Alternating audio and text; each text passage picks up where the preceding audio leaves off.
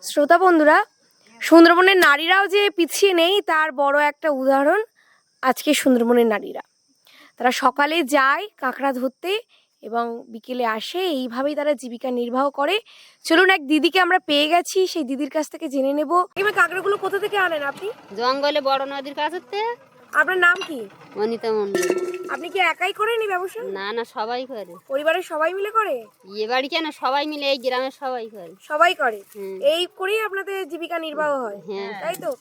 আচ্ছা, বড় কাঁকড়াই নিয়ে আসেন না ছোট কাঁকড়া অনেক? বড় ছোট সকল রকম।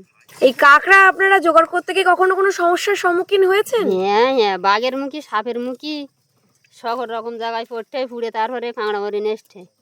এই কাঁকড়া যে আপনারা ধরতে যান, এর জন্য সরকার থেকে আপনাদের কোন রকম প্রশিক্ষণ দিয়েছে? না না, নিজেরাই ধরেন? নিজেরাই ধরি। হ্যাঁ, আপনারা কখন যান এই কাঁকড়া সংগ্রহ করতে? সকালে যাই।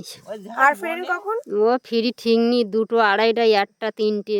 বাড়িতে আর্নিং মেম্বার কি আপনি না আরো সদস্যরা আছে? আছে, তা ওই সবাই এরকম সকল রোগ ব্যাধি, অপারেশন হয়ে গেছে, কেউ কেউ হয়তো শরীর দুর্বল হয়ে গেছে, বুড়ো হয়ে গেছে,